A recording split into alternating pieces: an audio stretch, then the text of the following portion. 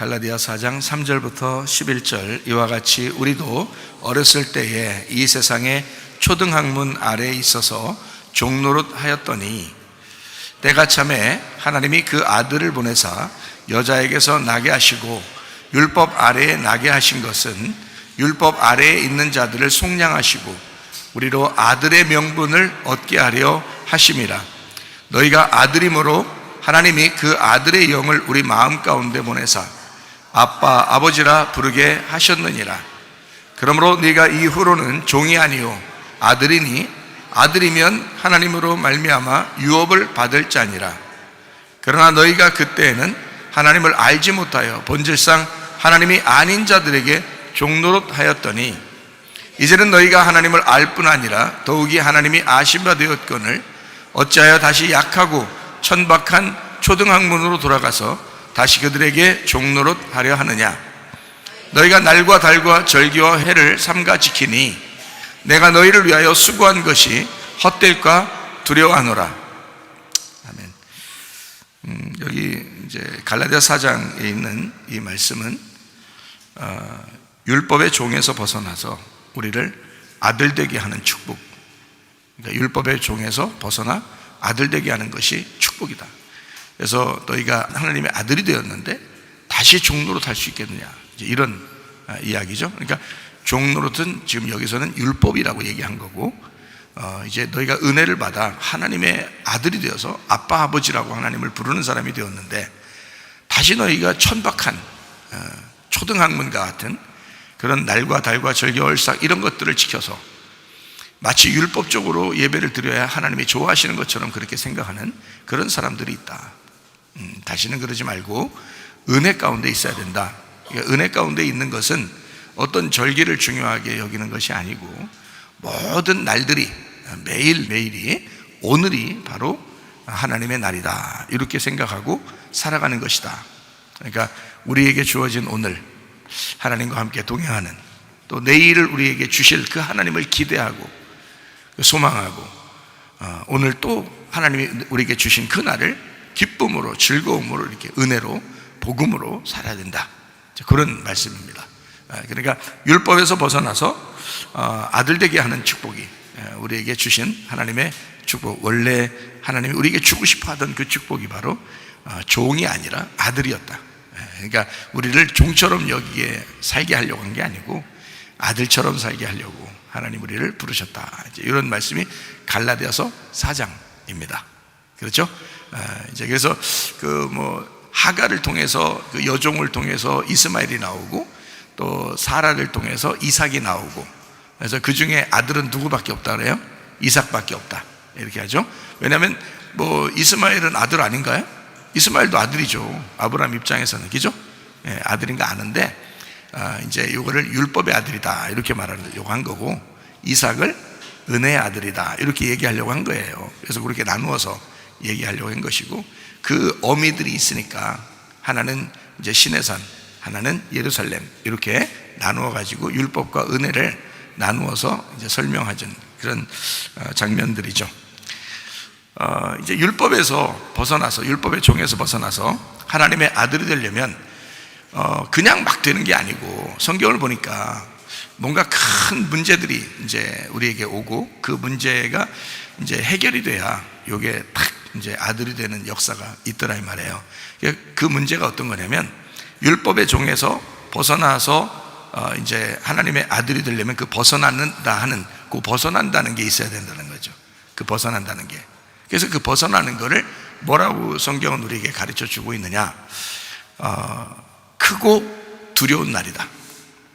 너희에게 크고 두려운 날이 임해야 된다. 그래서 크고 두려운 날이 성경에 이제 나오는데요. 우리가 한번 성경을 찾아볼까요? 스바냐서 2장 1절 2절.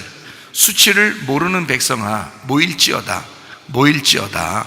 명령이 시행되어 날이 겨같이 지나가기 전, 여호와의 진노가 너희에게 내리기 전, 여호와의 분노의 날이 너희에게 이르기 전에 그리할지어다, 이렇게 되어 있습니다. 그러니까 여호와의 진노, 여호와의 분노의 날이 임하기 전에 모여라, 이렇게 되어 있죠. 그죠? 그때 모여라.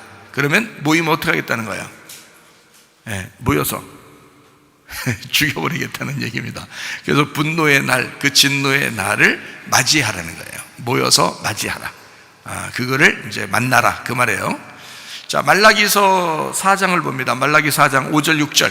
보라, 여호와의 크고 두려운 날이 이르기 전에 내가 선지자 엘리야를 너희에게 보내리니 그가 아버지의 마음을 자녀에게로 돌이키게 하고 자녀들의 마음을 그들의 아버지에게로 돌이키게 하리라. 누구를 얘기하는 거예요? 자녀인 내가 하나님 아버지에게 돌아가도록, 회개죠, 회개. 하나님 아버지가 그 마음을 우리에게 돌이키도록, 회개죠. 그래서 이걸 서로 돌아간다, 서로 돌이키는 회개를 만든다. 누가 오면은, 엘리야가 오면 그렇게 한다는 거예요. 그러니까 회개를 잘 하나님 앞에, 여러분이 하나님하고 가까이 안 있었는데 뭐 떨어져 있었는데 하나님하고 가까이, 자꾸 하나님하고 가까이 만나도록 만들어 주는 사람이 엘리야인 거예요. 그렇죠? 그러니까 저는 여러분에게 이제 어떤 역할을 하는 거예요? 내가 예수님은 아니죠. 내가 예수님은 아닌데 무슨 역할을 하는 거예요? 말라기 4장 5절 6절 보니까 엘리야의 역할을 하고 있다는 거죠. 그죠? 엘리야의 역할. 엘리야가 오면은 여러분에게 엘리야를 만나, 제대로 된 엘리야를 만나면 어떻게 된다? 여러분이 하나님에게 마음을 돌이키게 돼 있다. 하나님도 여러분에게 마음을 돌이키게 돼 있다. 자, 무슨 말인지 알겠죠? 그래서 자, 하나님 아버지 마음을 자녀에게, 자녀들의 마음을 아버지에게로 돌이키게 하리라. 돌이키지 아니하면 두렵건대 내가 와서 저주로 그 땅을 칠까 하노라 하시니라. 이렇게 돼 있죠. 그죠? 그러니까 마음을 돌이켜서 회개해야 되겠죠. 자, 이제 우리가 여기 지금 스바냐서, 말라기서, 그리고 갈라디아 4장 이렇게 읽었잖아요. 성경을 읽으니까, 자, 크고 두려운 날, 이런 것이 이제 임해야 된다. 누가 먼저 와? 엘리야가 먼저 와서 우리를 이제 그걸 만나게 한다는 거죠. 그러면은 우리가 이제 어떠나 율법의 종에서 벗어나서 하나님의 아들이 된다. 그러니까 요 벗어난다, 그 과정을 거치기 위해서 그런 거예요. 하나님의 아들이 됐는데 거기서 막 진노가 임하고 이건 아니란 말이에요. 그러니까 여기서 이제 율법의 종에서 벗어나게 하려고 이런 진노가 임하는 거예요. 그렇죠? 그래서 너희가 초등학문에 있어서는 안 된다, 이런 말이고요. 그래서 벗겨내야 되니까 벗겨내고 이걸 하나님의 아들의 삶을 살아야 된다, 이래서. 그래서 크고 두려운 심판이 여러분에게 있어야 된다. 여러분, 이제 우리가 쉽게 얘기하면 회개라고 그러는 거고, 회개는 하나님 앞에 돌이키는 거예요. 돌아가는 것이다. 이거를 회개다, 그렇게 말하죠. 그러니까 율법이 마치고 진리의 은혜가, 또 구원이, 그리고 치료가, 회복이 찾아오게 되는 거. 율법의 그 올가매는 감옥 같은 그 율법이 우리에게서 끝나고 은혜가 찾아와, 구원이 찾아와, 천국이 찾아와, 치료가 찾아와, 문제 해결이 찾아와. 그러면 그게 크고 두려운 날이 임한 것이다, 이 말이에요. 그냥 밋밋하게 이루어지는 게 아니고 회개를 통해서 이루어지는, 그러니까 여기 이제 하나님께 돌아가는 방법이거든요. 그래서 회개를 정확하게 알면 막 무조건 눈물을 흘린다고 회개가 아니라 하나님에게 돌이켜서 오는 것을 회개라 그렇게 말한다겠죠. 그 말이 이제 이게 뭐냐, 이게 율법이 마치고 진리가 찾아오고, 율법이 마치고 은혜와 천국이 찾아오고, 율법이 마치고 치료가 찾아오고, 회복이 찾아온다. 이 말이 뭐냐면 쉽게 얘기해서 내 힘이 모두 꺾여지는 날이다, 이 말이에요. 그게 크고 두려운 날이 여러분에게도 임하셔야 된다. 그래서 내 힘이 다 꺾어지는 날, 내 힘이 다 꺾어지니까 이 속에서 죽음이 일어나겠죠. 그죠? 내 힘이 다 꺾어지니까 죽음이죠. 죽음이니까 이 죽음을 통해서 죽은 자가 부활하는 날, 이것이 그날 이루어지는 거죠. 그러니까 죽는 날이 부활하는 날이 되는 거예요. 여러분, 그 사도행전 2장에 보면 말이에요, 사도행전 2장에 보면 요엘서 2장을 설교한 사람이 나와요. 그게 누구예요? 베드로죠. 베드로가 요엘서 2장을 설명했는데 요엘서 2장에 어떤 날이 임한다는 거예요? 크고 두려운 날이 임한다는 거예요. 근데 그게 어느 날 임했다는 거예요?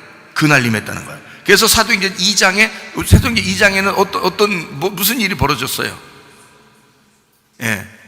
성령 충만함이 임했잖아요. 그죠? 성령 충만함이, 그러면 그냥 임했어요? 막 울부짖고 울고 회개하는 사람들에게 임했어요. 울부짖고 울고 회개하는 사람들에게 성령 충만이 임했단 말이에요.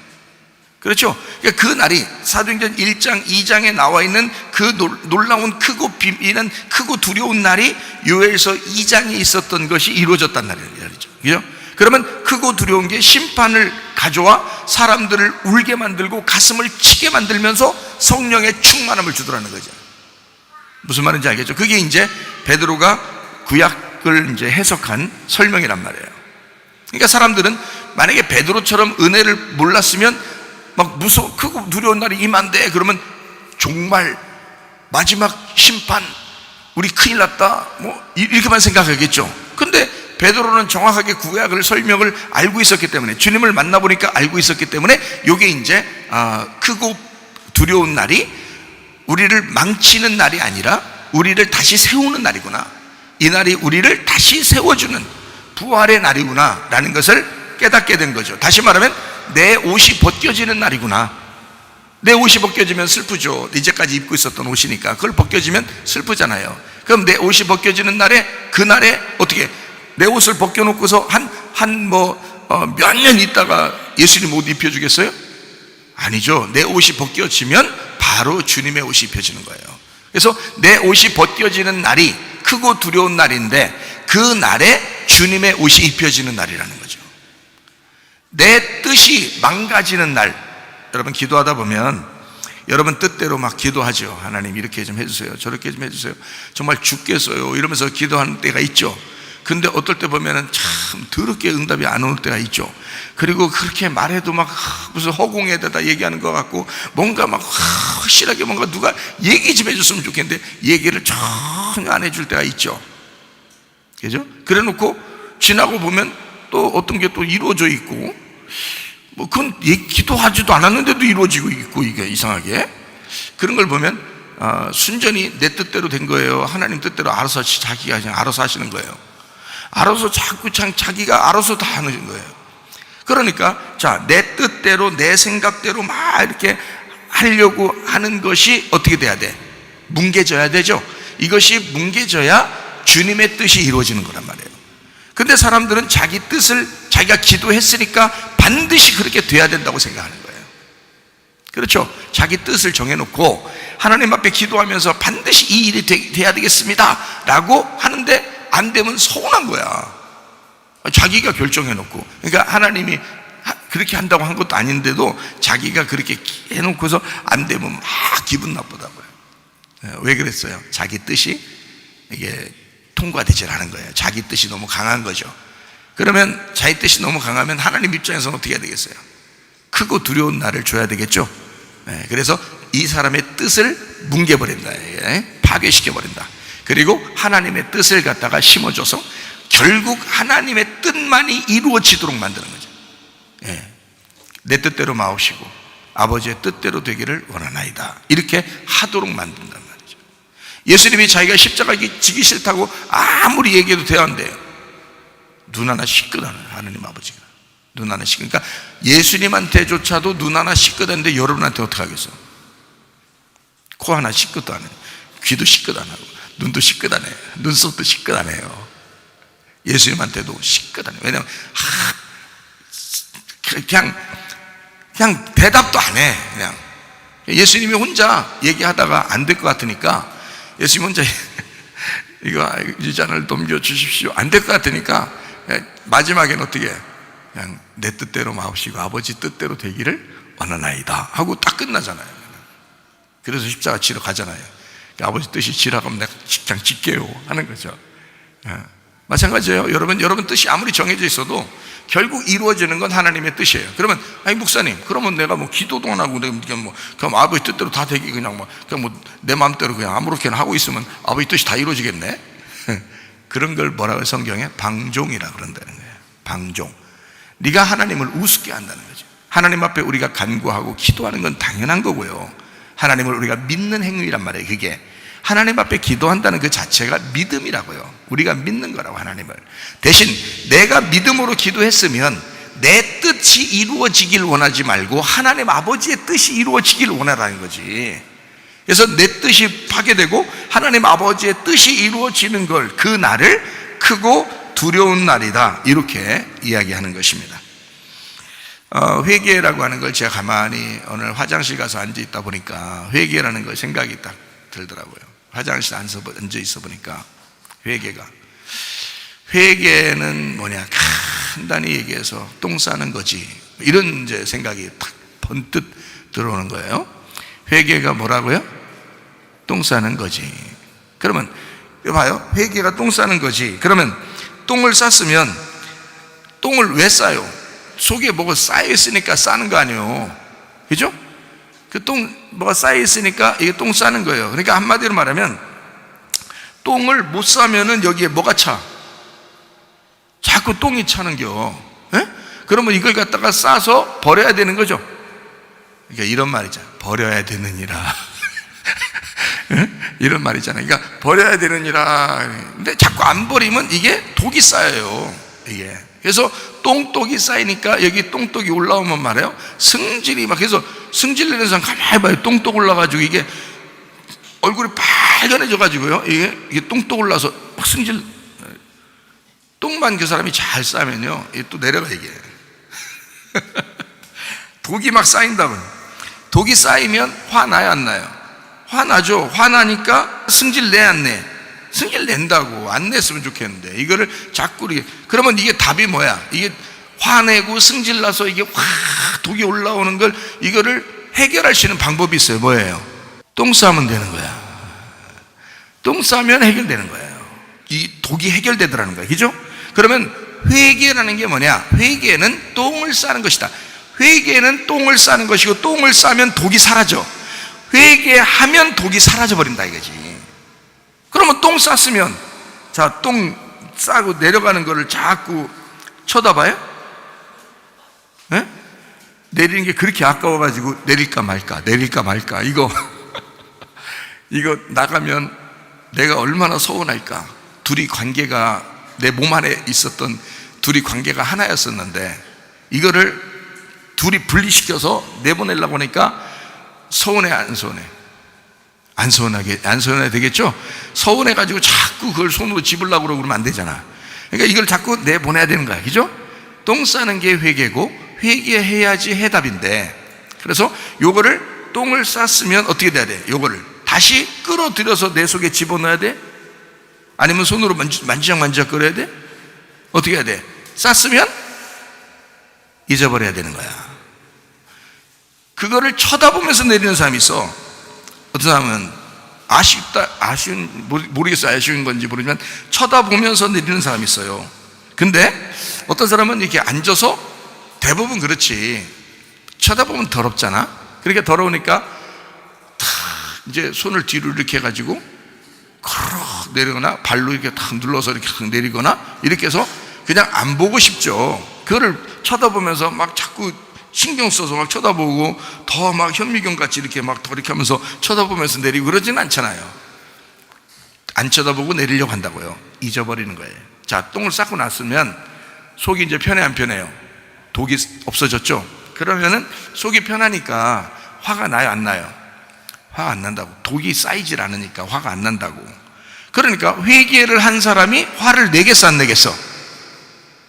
잘 들어. 그러니까 지금 제가 얘기하는 거, 지금 똥 싸는 거 그 생각, 상상을 하려고 하지 말고, 지금, 자, 회개를 하면, 자, 똥을 쌌으면 독이 안 올라오니까 화가 안 나겠죠? 근데 왜 화가 나는 것은 왜 그래? 독이 찼기 때문에 그래. 아직 회개가 덜 되게, 똥을 덜 싸서 그런 거란 말이야. 자, 그러니까 똥을 완전히 싸버려. 회개를 완전히 해버려. 잊어버려. 그러면 독이 쌓여, 안 쌓여? 없어져. 그러면 화가 나나 안 나? 그러니까 이 사람 화 내는지 안 내는지 보면 은혜 받았는지 회개했는지 안단 말이에요, 이게. 에? 회개했는지, 지금 은혜 받아서 회개했는지, 지금 회개 안 하고 지금 아직도 헤매고 있는지 금방 안다고. 승질 내는 거 보면. 그렇죠? 승질 내면 안 돼. 교회 사람들은요, 승질 내면 안 돼. 똥 쌌으면 잊어버려야 돼요. 회개하고 잊어버려야 돼. 자, 뒤를 자꾸 똥 쳐다보면서, 뒤를 쳐다보면서 사는 사람 있어? 없죠? 밥 먹을 때도 한 덩어리 떠다가 놓고서 다시, 아까우니까 자기 몸과 일치가 돼서 서로 연합해서 하나 돼서 살았었는데 그게 나갔으니까 얼마나 서운하겠냐고. 그래서 담아다가 다시 한 그릇 딱 놓고서 밥도 먹을 때, 국 이렇게 먹을 때 된장이 좀 부족하면 그것도 한 그릇씩, 한 숟갈씩 이렇게 집어넣고 이렇게 먹고 그러는 사람이 누가 있겠냐고. 그 누가 있겠냐고 얘기하려고 했던 거예요. 네. 그 누가 있겠냐고, 그런 사람이. 마찬가지로 잊어버리는 거야. 회개했으면 잊어버려야 돼. 근데 회개해놓고 또 자꾸 그 짓을 똑같이 해. 회개해놓고 똑같이 아유 하나님 나 화 안 낼게요. 또 화내. 욕심 안 낼게요. 또 욕심내. 아니 그게 이게 똑같은 거 아니에요 지금. 한 그릇 떠다가 갖다 놓고서 같이 된장을 섞어 먹는 거 똑같은 거 아니에요 지금. 좀 간 맞춘다고 말이에요. 그렇게 하는 거 아니야. 그게 얼마나 지저분하고 더러운 행동이냐고요 여러분. 그러니까 욥이라는 사람은 어떻게 했어요? 자기가 이제까지 옛날 율법적으로 살았던 이 모든 자기의 삶을 더럽게 여기고 막 한숨 쉬고 안타깝게 여겨서 막 슬퍼하고 이거를 더럽게 여겨서 치워버리고 주님 다시 내가 주님 만났습니다. 주님 발견했습니다 이러잖아 욥도. 그렇죠? 그러니까 욥기서 42장에 하나님의 축복, 너에게 아들 7과 딸 3을 주면서 다시 너를 회복시키는 축복을 해주겠다 이렇게 하나님은 약속하잖아요. 그죠? 놀라운 축복이네. 그러니까 우리는 이게 회개라고 하는 것은 완전히 벗어버려야 된다. 율법의 종에서 우리가 벗어났다 그러면 다시 율법으로 돌아가서 되겠느냐 이거야. 은혜로 살아야 된다. 복음으로 살아야 된다. 진리로 살아야 된다. 회복된 상태에서 살아야 된다. 치료받으며 살아야 된다. 그렇죠? 다시 돌아가면 안 된다 이거야. 옛날 운명으로 다시 돌아가면 안 됩니다. 우리는 하나님의 운명을 타고 새롭게 태어난 사람들이에요. 그런 거듭난 사람들이에요. 그게 긴가민가한 사람은 회개하시면 돼요. 하나님 앞에 내가 오늘 말씀 듣고 내가 하나님의 자녀로 다시 태어납니다 하나님. 그러면 되는 거지. 그걸 갖다가 아닌 것 같은데 계속 뒤쳐다보면 안 된단 말이에요. 네? 하나님의 자녀 되면 돼. 그러면 오늘부터 새롭게 되면 되는 거예요. 자, 그게 회개니까 그런 것입니다. 하나님 아버지가 아들을 포기하는가? 그렇지 않죠. 근데 우리는 절대 포기를 안 해요. 왜 하나님의 아버지는 왜 우리를 절대 포기 안 하냐면 하나님은 자기 아들을 죽이고 우리를 산 거예요 아들로. 그러니까 우리를 하나님의 아들 삼았기 때문에 우리를 아빠 아버지라고 하나님 부르게 만드는다겠죠. 자기 아들을 죽이고서 그 값으로 우리를 샀기 때문에 우리는 포기를 안 한다고 하나님이 죽을 때까지는. 문제는 우리가 하나님을 포기하는 거예요 사람들이. 우리가 뒤에 똥을 쳐다보기 위해서 회개하지 않고 뒤를 자꾸 쳐다봄으로써 하나님을 자꾸 포기하는 거잖아요. 그러면 안 된다는 거예요. 그 복음이라는 진리를 위해서 뒤에 있는 율법을 멀리하고 똥을 치워버리고 잊어버리고 회개하고 주님을 바라보고 가야 된다는 거지. 그러면 우리가 아빠 아버지라고 하면서 주님을 따라가는 거죠 하나님을. 그런데 자꾸 율법으로 돌아서면 안 된다 이런 얘기거든요. 그런데 하나님 아버지는 자기 아들을 포기했어요. 우리를 살리려고. 그렇죠? 자기 아들을 포기했어요. 요한복음 1장 14절에 인간에게 자기 아들을 보냈어요. 말씀이 육신이 되도록 했단 말이에요. 원래는 육신이 되면 잘못된 거죠. 말씀은 말씀으로 존재해야 돼요. 말씀이 말씀으로 존재하면 그걸 하나님이라 그러는 거야. 무슨 말인지 알죠? 말씀이 그냥 원래 말씀이면 그냥 하나님인데 이게 육신으로 오면은 그게 죄인이 되는 거예요. 그러니까 하나님 아버지 입장에서는 자기 아들을 포기한 거죠. 말씀이 육신이 되어서 우리 가운데 거하셨다. 이게 그의 영광을 보니 아버지의 독생자의 영광이요 은혜와 진리가 충만하더라. 그래서 은혜와 진리가 충만한 말씀 그 자체가 우리에게 죄 용서를 위해서 오신 거야 육신으로. 그러니까 하나님은 자기 아들을 포기했다. 자, 생각해봐요. 아들을 포기했어요. 인간들에게 보내느라고 자기 아들을 포기했어요. 자기 아들을 포기하고 인간들에게 보냈다고. 무슨 말인지 알겠어요? 그게 뭐라고 그래? 인간에 보냈으니까. 인간에게 보냈으니까 부활이라고 그래? 십자가라고 그래? 십자가라고 그래요. 죽음을 위해서 보낸 거예요. 그죠? 그러니까 인간에게 보내서 죽기 위해서 보냈다. 자, 봐요. 여자가 선악과를 먹게 할 때 누구한테 먹게 했어요? 여자가 아담에게 먹게 했죠. 아담에게 여자가 선악과를 먹게 할 때 아담이 먹었어요? 안 먹었어요? 그래서 야, 무슨 짓 하는 거야?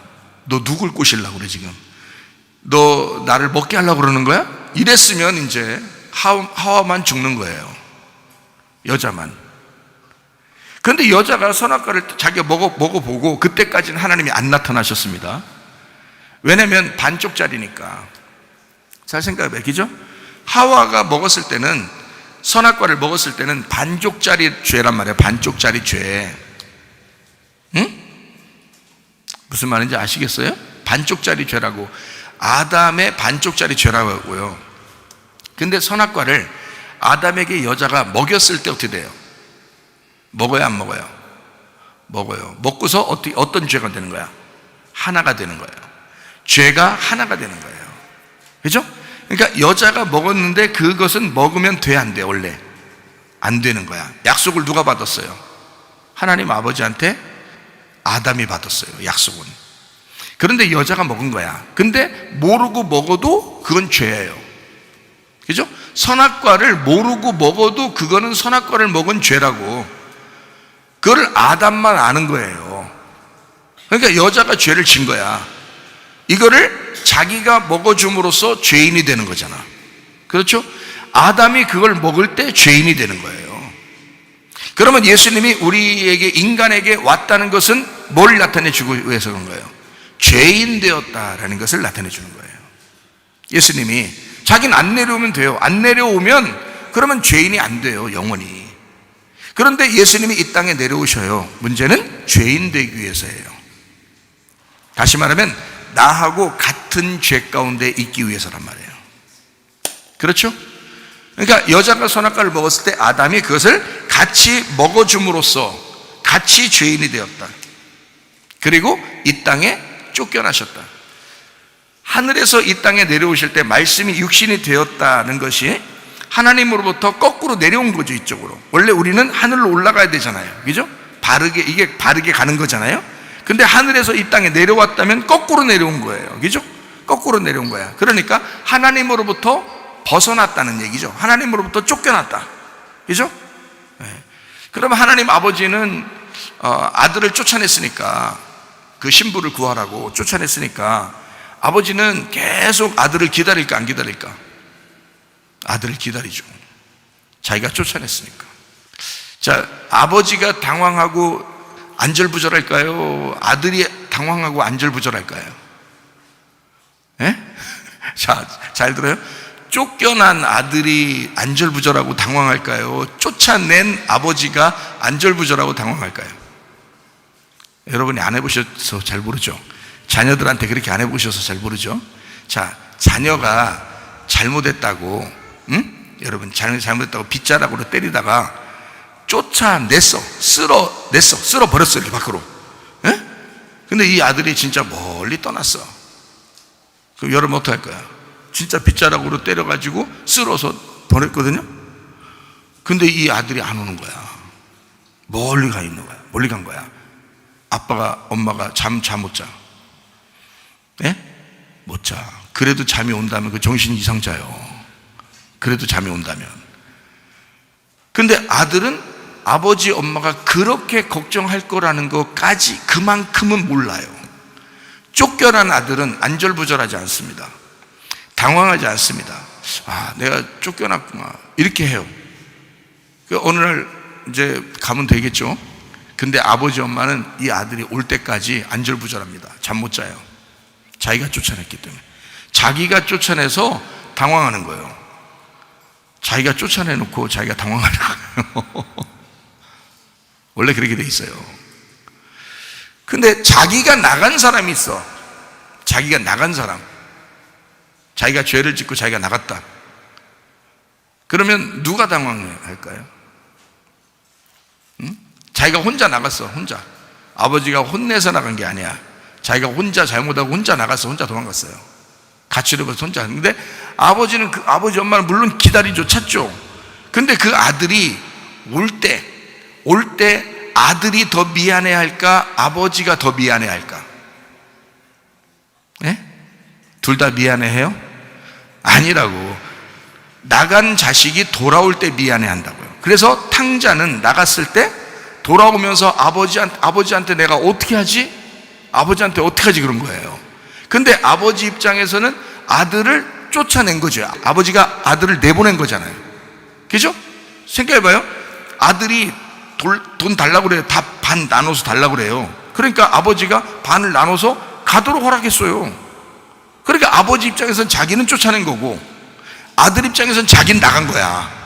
그러니까 둘 다 당황하는 거지. 그래서 아버지가 막 당황하는 거예요. 아버지가 안절부절하고 잠도 못 자고 밖에 서서 기다리잖아요. 그죠? 근데 이 아들은 또 아들대로 어떻게 해요? 오면서 너무너무 미안한 거예요. 너무너무 죄 가운데 있어서 아버지한테 너무 죄를 지은 거예요. 너무 미안한 거야. 당황하는 거예요. 안절부절 못하고, 그죠? 거기에서는 둘 다 마찬가지 그렇게 나오죠, 그죠? 그러니까 부모가 쫓아낸, 그리고 아들이 나간, 그 두 가지가 같이, 그러니까 둘이 같이 만났으니 얼마나 반갑겠어요. 둘이 얼마나 반갑겠어요, 그죠? 어쨌든 자, 하나님이 이 땅에 이제 예수님을 쫓아냈어요. 그래 놓고서 하나님이 이 아들이 돌아올 때까지 안절부절 할까 못할까? 안절부절 못하지. 그냥 막 당황해가지고 계속 기다리는 거예요. 아버지 언제까지? 자기 아들이 커서 십자가를 질 때까지 기다리는 거예요. 근데 십자가를 져서 죽기만 하면 이제 그 다음 이제 어떻게 하는 거야, 아버지가? 그때는 이제 아버지가 쏜살같이 가서 그 아들을 품에 안는 거예요. 무슨 말인지 알겠죠? 그러니까 하나님은 우리를 그렇게 생각하신다. 다시 말하면 우리가 우리는 우리가 죄를 져서 나왔는데, 하나님은 우리를 어떻게 생각하냐? 자기가 쫓아낸 것으로 여긴다 이거죠. 선악과를 먹고 너희들을 내가 쫓아냈어, 이렇게 생각한다는 거지, 하나님 아버지가. 그래서 창세기에 그렇게 나오죠, 그죠? 창세기 3장에 창세기에 보면 내보내잖아요, 그죠? 창세기 3장에 내보낸다고. 그런 것처럼 하나님은 우리를 자기가 내보낸 것처럼 여기고 자기가 오히려 당황해서 우리를 불러들인다. 우리가 나갔는데 우리가 하나님 앞에 아버지에게 다시 찾아가려고, 아버지에게 우리가 어떻게 하면 찾아갈 수 있을까, 어떻게 하면 아버지 만날 수 있을까를 우리가 또 노력한다는 거지. 그걸 성경에서는 천국을 침노한다 이렇게 말하는 거예요. 하나님께 돌아가려고 그런다. 우리 입장에서는 그렇게 하려는 거예요. 하나님 입장에서는 우리를 너무너무 사랑하셔서 계속해서 당황하시고 계속 기다리고 있다. 그런 마음이, 하나님 마음들을 이제 보면 좀 이해가 될 수가 있겠죠, 그죠? 에서 같은 경우는 에서하고 야곱하고 있으면 하나님이 이제 그 야곱이 나가잖아요. 그죠? 그러니까 에서는 자기가 그냥 집에 있었고 야곱은 나갔고, 나중에 돌아오게 될 때 어떻게 해요? 돌아오게 될 때 에서가 당황해요, 야곱이 불안해해요? 야곱이 더 불안해한다고. 자기가 나갔잖아요. 그래서 돌아올 땐 그냥 두르면 안 되는 거야. 그냥 두르면 너무 부담스러운 거예요. 형을 만나는 게 너무너무 무섭고 부담스러운 거예요. 그래서 돌아올 때 이 천사하고 싸워가지고 어떻게 해요? 이스라엘이라는 축복을 받게 돼요. 그 축복을 못 받으면 자기는 못 만나라고 하는 거예요. 너무 불안해서, 그죠? 나간 사람이니까.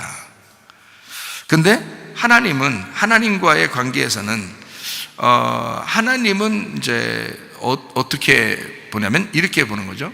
하나님은 자기가 인간을 쫓아냈을 때 인간이 하나님에게 돌아오는 것이 쉬운 게 아니거든요. 그러니까 하나님이 계속 길을 마련해 주는 거예요. 자기가 당황한 거니까. 자기가 불안하다고. 부모가 자식을 그렇게 내보내 놓고 그거를 그냥 두지 않는다고요. 계속 길을 마련해서 돌아오도록 만드는 거예요. 그게 창세기 3장에 시작을 한 거예요. 그래 놓고 요한계시록까지 쫙 성경을 써놓은 거라고요.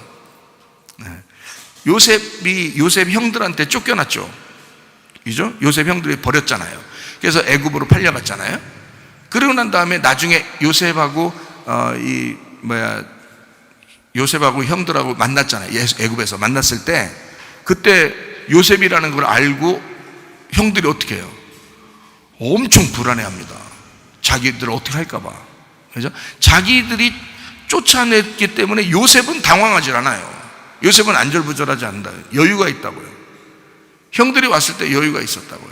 그런데 형들이 요셉을 만났을 때 너무 불안한 거예요.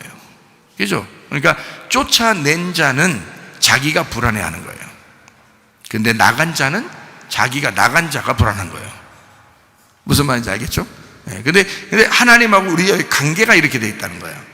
우리는 우리가 선악과를 먹고 우리가 죄를 져서 우리가 나간 거예요.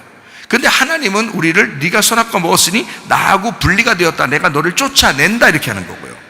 그러니까 둘 다 당황하는 거예요. 둘 다 안절부절 못하는 거예요. 그러니까 둘 다 안절보다 못하는 사람이라면 둘 다 어떤 관계가 있어요? 서로 만나고 싶어서 만나고는 싶은데 그게 서로 이게 힘든 거예요. 그런 관계가 우리 하나님과 우리와의 관계란 말이에요. 이거를 율법으로 만들려고 했었는데 구약에서는 그거로서는 만날 수가 없다는 겁니다. 율법으로는 종이니까 만나지 못해요. 근데 아들이 되면 복음으로 아들로 만나면 친분 관계가 되잖아요. 아빠 아버지가 된다고요. 아빠 아버지. 그렇게 하나님은 만들고 싶어 하는 거예요. 그래서 욥기서 같은 데도요, 욥이라고 하는 이걸 있잖아요.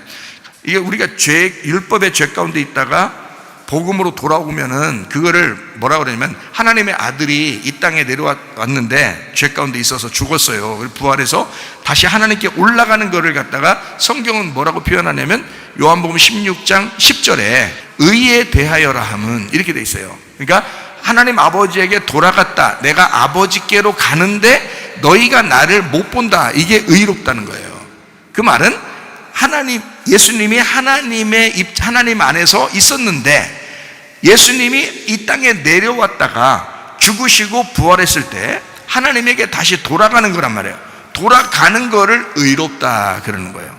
자, 여러분, 가정주부가 집에서 집안일을 하고 그러면 기분 좋을까 안 좋을까요? 가정주부가 집에서 집안일 하면 애기들 잘 돌보고 집안일 하고 그러면 기분 좋을까 안 좋을까요? 기분 좋아요. 그게 가정주부가 가정주부답게 살았다, 이걸 의롭다 그러는 거예요.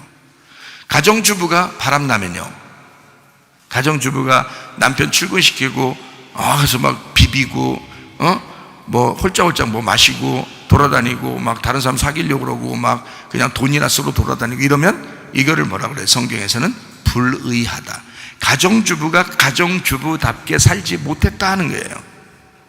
그러니까 가정주부는 가정주부의 일로 돌아와야 되는 거야. 그걸 의롭다 그러는 거예요. 자기의 자리로 돌아오라는 거죠. 남편은 어떻게 해요? 남편은 남편의 자리로 돌아와야 되는 거예요. 어떤 사람은 남편이 남편답지 못한 사람도 있어요. 여자한테 윽박지르고 말이에요. 자기 맘대로 살고, 남편이 막 자기가 주인인 줄 알고 그냥 막 여자를 함부로 대하는 사람들도 있고요. 이렇게 이 남편이 남편으로서의 일을 못할 때 그걸 불의하다 그래요. 근데 남편이 남편으로서 일하게 되면 어떻게 돼?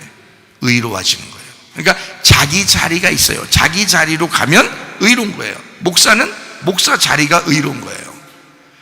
성도는 성도 자리가 의로운 거예요. 집사는 집사 자리가 의로운 거예요. 그게 예수님은 하늘나라의 자리가 의로운 거라고요. 그래서 이 땅에 내려왔을 때는 불의하기 때문에 다시 하늘나라로 올라가는 걸 의롭다라고 표현한 거란 말이죠. 자기 자리로 돌아갔다 이거예요. 그러니까 이 땅에 내려올 때는 뭘로 내려왔어요? 율법으로 내려왔어요. 자기 자리로 돌아갈 때는 은혜로 올라가는 거예요. 무슨 말인지 알겠죠? 그러니까 은혜와 진리가 충만하신 예수님이고, 그분이 이 땅에 내려와서 율법을 완성하려고 온 거죠.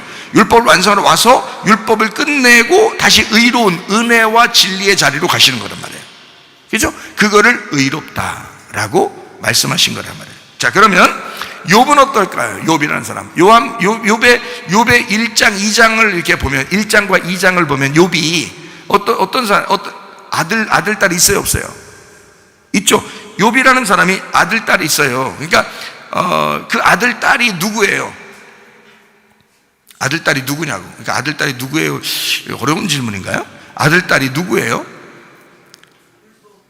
욥이죠. 욥. 누구냐고 물어봤잖아요. 지금 뭐예요가 아니라 요 아들, 딸이 누구예요 그랬잖아요. 아들, 딸은 욥이라고요. 예? 지금 어디라겠어요? 욥기서 1장과 2장을 얘기했죠.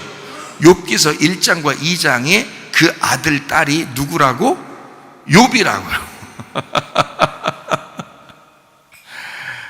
어렵지 않죠? 욥이라고요. 그러면 42장에, 욥기서 42장에 나온 아들, 딸이 또 나오죠. 그 아들, 딸은 누구예요? 욥이죠. 그러니까, 그죠? 그러면 욥기서 1장과 2장에 나온 아들, 딸은 누구한테 넘겨줬어요? 그 아들, 딸을 죽었죠. 죽었으니까 이 욥이 가만히 있는데 하나님이 사탄하고 싸우잖아요. 야, 내 종 욥 봤냐? 이러면서. 그러니까 하나님의 종 욥을 뭘 만들려고 했던 거예요? 하나님의 종 욥을 뭘 만들려고 했던 거야? 아들 만들려고 하는 게 욥기서란 말이에요. 그러니까 하나님은 자기 종 욥을 일부러 탁 드러내는 거예요. 그래놓고 누구한테 던져주는 거야? 먹잇감으로. 사탄한테. 너 먹잇감으로 너 한번 먹어봐 그러는 거야. 네가 내 종 욥을 한번 먹어봐 던져주는 거예요. 아들 딸 다 죽이고. 그러니까 첫 번째 아들, 첫 번째 종인 욥을 사단에게 넘겨주잖아요. 한마디로 말하면 하나님 입장에서 잘 생각해봐요. 하나님 입장에서는 욥을 쫓아낸 거란 말이에요. 지금 제가 얘기하는 거 잘 이해가 되십니까? 욥을 지금 하나님 입장에서는 욥을 쫓아낸 거란 말이야. 그 말은 다시 말하면 뭐예요? 욥을 하나님은 포기하신 거라는 거예요. 누구한테 넘겼어? 사탄한테 넘겨줬잖아. 아시겠죠? 자, 성경을 잘 이해하시면 참 재미나죠. 성경을 잘 이해가 되고 재미나죠. 자, 그러면 욥을 이제 사탄한테 넘겨서 여러분이 지금 욥기서 1장과 2장에 나타나는 욥의 상태가 여러분의 상태인지도 몰라요. 그걸 지금 생각해 보시라고. 하나님이 그거로 여러분을 끝장내려고 하는 게 아니라 여러분을 사탄에게 넘겨주는 이유는 뭘 만들려고 했다? 아들 만들려고 이 과정이 필요한 거였다는 거예요. 그러니까 하나님은 반드시 여러분을 훈련시키는 거예요. 여러분을 하나님의 아들로서, 하나님의 딸로서 정확하게 하나님의 사랑스러운 따뜻한 하나님의 아들, 딸을 만들기 위해서 여러분을 잠시 환난에 넘겨줄 수가 있다는 얘기예요. 그게 욥기서란 말이죠. 사단에게 첫 번째 아들 욥을 사단에게 넘겨줬어요. 그리고 욥기서 42장에 보면 내 종 욥을 둘째 아들로 만들어내는 거죠. 그죠? 그러니까 첫 번째 아들로 있을 때의 그 종 욥을 이제 환난에 넘겨주고, 그리고 42장, 욥기서 42장에는 둘째 아들로 자기 아들로 하나님이 자기 아들로 만들어낸다는 거죠. 그래서 욥이 꼼짝 못하죠. 그렇게 만들어내니까. 그러니까 욥이 어떻게 해요? 하나님을 이제 알겠다는 거죠. 뭘 알겠다는 거야? 성경의 원리를 알겠다는 거예요. 하나님 마음을 알겠다는 거예요. 하나님이 내가 요즘 왜 이게 힘든지 그걸 알았다는 거야. 자기가 귀로만 하나님을 알았었는데, 귀로만 들었었는데 이제 눈으로 이제 직접 하나님을 알게 되었다. 여러분에게 혹시 그런 어려움들이 있을지도 모르죠. 그러나 하나님은 여러분을 반드시 축복하십니다. 욥에게 세 친구가 있었어요.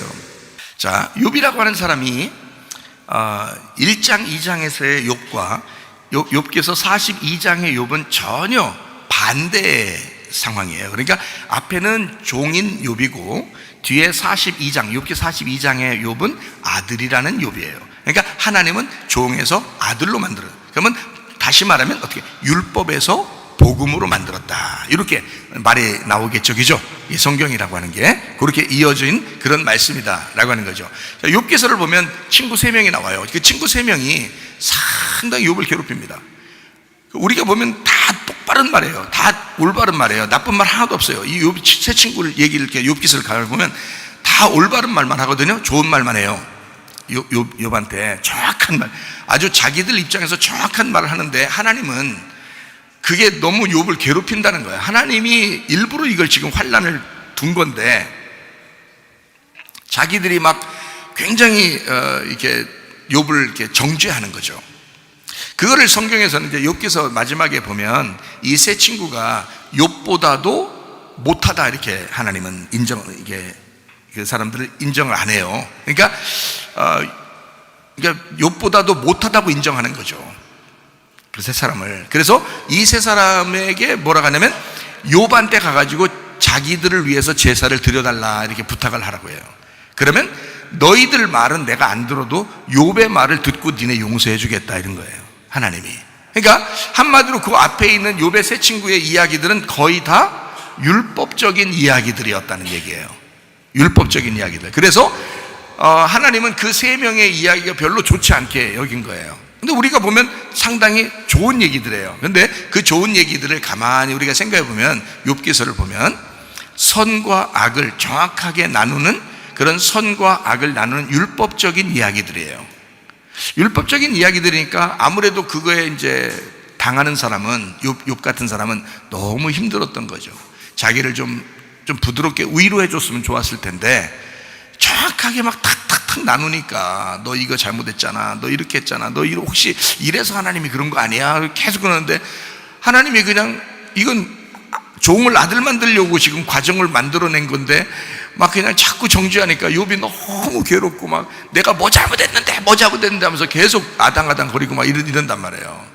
그런데 마지막에 보면 그 3명 친구의 이야기가 다 끝나고 한 사람이 나옵니다. 그죠? 누구죠? 엘리후라는 사람이 나와요. 그 엘리후라는 사람이 나오는데 그 사람이 이야기했을 때는 하나님이 뭐라고 하네요. 그 사람 이야기는 다 옳다는 겁니다. 참 희한하죠, 그죠?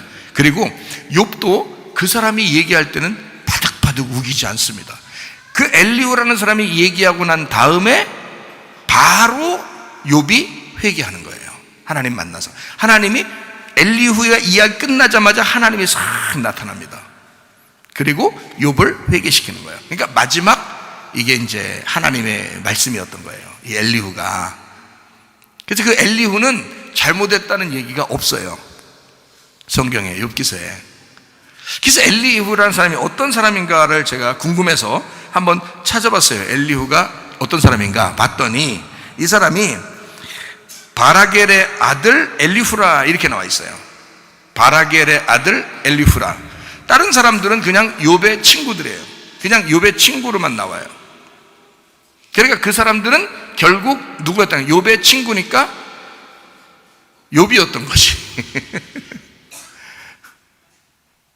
무슨 말인지 아시겠어요? 욥의 친구니까 욥과 같은 사람이라는 거죠. 그래서 욥과 같은 율법이란 얘기야. 근데 엘리후는 아버지가 달라요. 아버지가 바라겔이에요. 바라겔의 아들 엘리후 이렇게 나와요. 엘리후가요. 아하, 이 사람은 이게 아버지가 있었구나. 아버지가 있었구나. 아버지가 있는 아들은 잘 안 건드는 거잖아요. 아버지가 있는 아들은 하나님도 안 건드는 거예요. 그러니까 여러분 아버지가 누구신지 잘 한번 생각해 보시고 아버지를 존중하셔야 됩니다. 바라겔의 아들 엘리후니까 바라겔의 아버지죠. 바라겔. 그래서 바라겔이 뭔가 봤더니 바라크엘입니다. 바라크엘. 바라크 여러분 아시죠? 바라크 축복하다, 무릎 꿇다. 그다음 엘 하나님, 축복하시는 하나님, 무릎 꿇게 하는 하나님. 그 바라겔의 아들 엘리후. 엘리후라는 이 단어가 엘하고 울이라는 말의 합성어입니다. 엘하고 울. 그러니까 엘이라는 말이 하나님이고요, 울이라는 게 꼬다라는 말입니다. 꼬다. 이렇게 실처럼 꼬아졌다 이런 말입니다. 그러니까 하나님하고 엮인 사람이다. 하나님하고 엮인 바라겔의 아들이다 이 말이에요. 하나님하고 엮였다. 그러니까 하나님하고 엮인 거니까 이건 하나님인 거예요. 그러니까 하나님인데 이 하나님이 인간의 입으로 말을 한 거죠. 그러니까 엘리후 이야기는 잘못된 게 없는 거죠. 그 엘리후가 그래서 자기는 성령으로 이야기한다, 자기는 성령에 의하여 이야기한다 라고 뉘앙스를 풍깁니다. 얘기하면서 엘리후가요. 그러니까 이건 뭐냐면 하나님 아버지의 말씀을 가진 하나님과 엮여 있는 하나님의 영이었던 거예요. 그러니까 이 엘리후가요. 바라겔의 아들 엘리후가. 자, 그렇게 하나님은 결국 여기서 새 친구는 그렇게 표현하지 않았지만 바라겔의 아들 엘리후가 나오고 난 다음에 하나님은 다시 나타나서 이 욥을 어차피 종에서 아들로 만들려고 했던 거기 때문에 아들, 바라겔의 아들이 등장하고 그 다음에 이어서 욥에게 하나님의 아들들과 딸들을 주는 겁니다. 무슨 말인지 알겠죠? 그러니까 첫 번째 그 욥에서 두 번째 욥으로 만들어내는 거죠. 땅의 욥에서 하늘의 욥으로 만든 거죠. 율법의 욥에서 은혜와 진리의 욥으로 만들어내는 겁니다. 무슨 말인지 아시겠죠? 이렇게 하나님은 바꾸신다. 자, 어떻게 됐을 때 이 사람을 이런 식으로 바꿀까? 어떻게 됐을 때? 자기를 포기했을 때. 주님, 나는 아무것도 아니네요. 하나님 만나고 나니까 욥이 고백한 게 그겁니다. 하나님, 난 아무것도 아니네요. 나는 그래도 제사 잘 드리고 예배 잘 드리고 나 그렇게 괜찮은 사람인 줄 알았는데 나만큼 못난 사람이 없네요. 나만큼 부족한 사람이 없네요. 나는 아무것도 아니래요. 티끌과 재 가운데 내가 회개합니다. 하나님, 나 후회합니다. 나 한숨 짓습니다. 결국 하나님하고 대하고 보니까 나는 정말 죄인이네요 라고 고백하는 것입니다. 자, 어떻게 사는 것을 고백한 거예요? 율법적으로 사는 것을 고백한 것입니다. 자기는 율법적으로 하나님을 잘 믿는다고 했던 사람이에요. 그런데 은혜와 진리를 만나니까, 그러니까 자기의 모습을 보게 된 거죠. 내가 율법에 아직도 벗겨져야 할 그런 율법에서 내가 살았구나. 내가 초등학문에서 살았구나. 내가 하나님을 제대로 몰랐구나. 이거를 깨닫게 된 것입니다. 저도 그랬습니다. 저도 옛날에 신학도 공부를 열심히 하고 신학교 5개씩이나 공부하고 공부 책도 엄청나게 많이 읽고 그렇게 공부해서 열심히 목사가 되려고 그렇게 했었는데 나중에 주님 만나고 나니까 다 버리고 싶어요. 그 전에 있었던 걸 다 버리고 싶어요. 아무것도 아니구나. 하나님의 은혜로 우리에게 나에게 말씀하시는 진리의 말씀이 따로 있었구나. 이게 복음이라는 게 따로 있었구나. 주님이 내게 말씀하시고 싶었던 것이 있었구나 라는 걸 알게 됐단 말이에요. 눈물밖에 나올 게 없죠. 눈물로 보답할 수밖에 없는 그런 은혜의 사람이 되더라는 거죠. 욥도 마찬가지예요. 우리가 하나님의 아들이 돼서 하나님 아빠 아버지 할 때는 막 까불로 돌아다녀라 그런 의미가 아니잖아요. 성경에서 하나님하고 정말 가까이 하나님하고 하나가 된 그 아들로서 아빠 아버지라고 부를 수 있는 사람이 돼요. 너희가 율법에서 벗어났기 때문에 그렇게 부르는 거지 원래부터 그 안에 있었으면 그렇게 못 부른다는 거죠. 원래부터 이 안에 있었으면 그렇게 못 불러요. 근데 율법에 있었다가 완전히 죽음 가운데서 부활해서 새로운 아들이 되기 때문에 아빠 아버지라고 부를 때는 굉장히 진지한 거예요. 아빠 아버지 할 때는 굉장히 진지한 거라고. 그거는요 그냥 막 불러대는 주여 주여가 아니고 아버지의 뜻대로, 한 번을 불러도 아버지의 뜻대로 내가 살겠습니다 하는 그런 의미의 부름이라고요. 자, 이해가 되시겠죠? 무슨 말인가? 네. 자, 우리 열왕기상 3장을 보면 솔로몬이 재판을 합니다. 유명한 재판이죠. 어떤 재판을 해요? 예? 예, 두 여자가 있는데 아들 둘이 있었어요. 근데 그 두 아들을 갖다가 이제 같이 자는데 같은 집에서 같이 자요. 또 희한하게 둘이 같이 사는 거죠. 뭐 하는 짓이야 이게? 예? 둘이 같이 살아요. 남편들이 어디 갔나 모르겠나 하여튼 둘이 같이 살고 있었어요. 둘이 같이 살고 있었다는 얘기는 뭘 얘기하는 거예요? 지금 제가 손을 이렇게 모았잖아요. 예, 둘이 두 여자가 아니라 한 여자였다는 것을 얘기하는 거라는 거지. 그러면 두 아들도 같이 있었네. 같은 집에 두 아들이 같이 있으니까 두 아들도 어떻게 했다는 거예요? 한 아들이라는 거죠. 그렇죠? 자, 그러면 한 번 잘라줘야 되는 거죠. 한 번은 잘라줘야 돼, 그죠? 한 번 잘라줘야. 왜냐면 두 여자가 하나로 이렇게 합쳐진 두 여자인데 또 두 아들이 하나로 합쳐진 아들인데 여기 한 번은 잘라줘야 된다는 거죠. 한 번 잘라진다는 말은 뭘 얘기하는 거예요? 죽는다는 걸 얘기하는 거죠. 예수님이 한 번 죽으심으로 우리의 모든 죄가 용서됐죠. 그러므로 이게 한 번은 잘라줘야 된다는 거죠. 그러니까 여자 둘이 있었는데 아들이 죽은 거예요.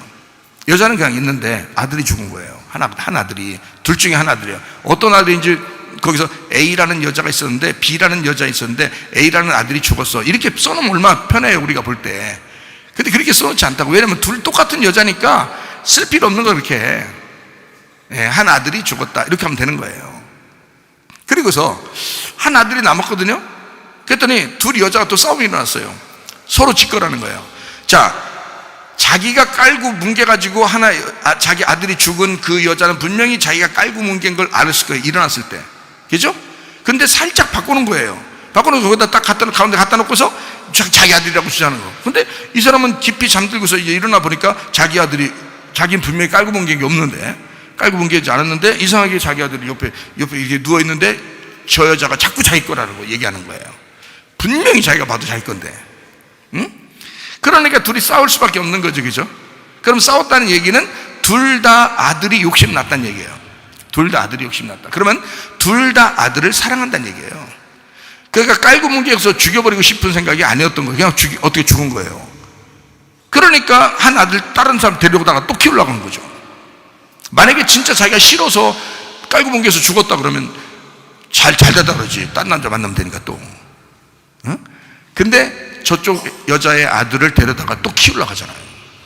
그 말은 그 사람이 이 아들을 미워하는 게 아니란 말이에요.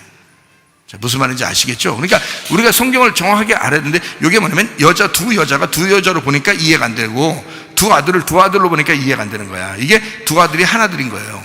두 여자가 아니고 하나였던 거예요. 그러면 이게 뭘 설명하려고 했던 거예요? 두 여자가 하나의 아들이 죽었다. 자, 어떻게 된 거예요? 두 여자는 하나 여자고, 두 아들은 둘이 아니라 하나인데 하나가 죽었어요. 그러니까 하나 남은 거죠. 그럼 이건 죽어야 돼, 안 죽어야 돼? 안 죽어야 된다. 하나 죽었어요. 뭐가 죽은 거예요? 하나 죽어야 된다니까. 먼저 하나가 죽어야 돼. 그리고 두 번째 건 안 죽어야 되는 거예요. 근데 안 죽어야 되는데 또 이거 그냥 네 것도 되게 말고 내 것도 되게 말고 여자가 이거 말이에요. 욕심이 한도 끝도. 이게 반 잘라자는 거예요. 반 잘라서 공평하게 갖자는 거예요. 자, 그러니까 솔로몬이 딱 보니까 저게 진짜 나쁜 거예요. 저게 분명히 자다가 애를 깔고 뭉개 죽였구나, 이렇게 생각. 누구도 다 할 수 있죠. 솔로몬이 뭐 결혼을 한두 번 해봤어요? 솔로몬 자식들이 한두 명이냐고. 솔로몬이 그냥 결혼도 많이 하죠. 여자들도 많지. 다 알아 그거. 그래서 저건 못됐네 저거. 이렇게 생각을 했을 거란 말이에요. 그래서 근데 그 진짜 엄마는 어떻게 했어요? 진짜 엄마는 주라는 거예요. 죽이지 말고 반 나누지 말고 주라는 거야. 그게 하나님의 사랑인 거예요. 그게 하나님의 생명나무인 거예요. 그 여자가 이 아들을 내 거 안 돼도 좋으니까 이 아들을 저 여자에게 주셔요. 저 여자가 이 아들 때문에 생명을 얻을 수 있다면 이 아들을 주었으면 좋겠습니다. 이게 생명나무의 열매예요. 이게요. 그러니까 솔로몬이 딱 봐도 누구 이 아들의 엄마는 진짜 엄마 누구야? 딱 봐도 금방 알지. 그걸 갖다 뭐 솔로몬의 엄청난 지혜의 뭐 재판이라고 그러는데, 솔직히 누가 봐도 금방 알지. 그걸 무슨 놀라운 지혜의 재판이라고 그래요. 그걸 금방 알죠. 그 엄마, 생명나무의 열매를 가진 엄마가 진짜 엄마인 거예요. 근데 그 엄마는 과감하게 어떻게 했어요? 눈물을 흘리면서 이 아들을 포기한 거예요. 내 아들 아니어도 좋으니 저 여인이 생명을 얻었으면 좋겠습니다. 자르지 마세요. 분리하지 마세요. 구분하지 마세요. 저 여자가 나고 내가 저 여자입니다. 이 아들이 죽은 아들이고 죽은 아들이 내 아들입니다. 이건 거예요. 하나님 아버지의 마음이죠. 생명나무의 마음이죠. 아들을 포기했더니 솔로몬이 누구한테 줘? 자, 포기한 사람은 다시 얻게 되는 아들을 얻는다 이 말이에요. 그게 부활의 아들이라는 거예요, 여러분. 자, 남의 걸 포기하는 건 쉬워요, 안 쉬워요? 쉬워요. 그런데 자기 걸 포기하는 건 쉬운 게 아닌 거예요, 사람들이. 근데 자기 거를 포기하는 게 진짜인 거예요. 무슨 말인지 알아요? 자기 거를 포기했더니 하나님이 부활의 아들로 주시더라 이거야. 그게 하나님의 형상인 거예요. 하나님의 형상을 우리에게 주시려고 하는 거예요.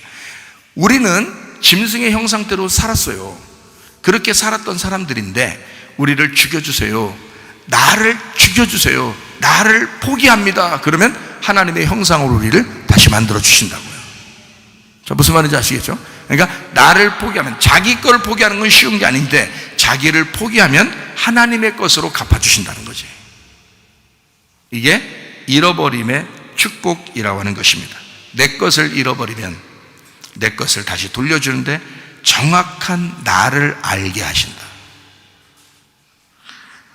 내 것을 잃어버리게 하고 하나님의 것을 내 것으로 정확하게 나를 알게 해서 돌려보내 주신다.